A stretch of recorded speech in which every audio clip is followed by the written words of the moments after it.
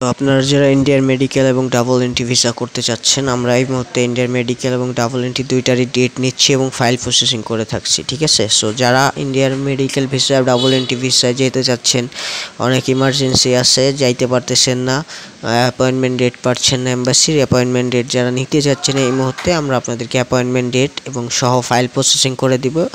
একটা কস্ট আছে, ওইটা আপনার আমাদেরকে পে করতে হবে।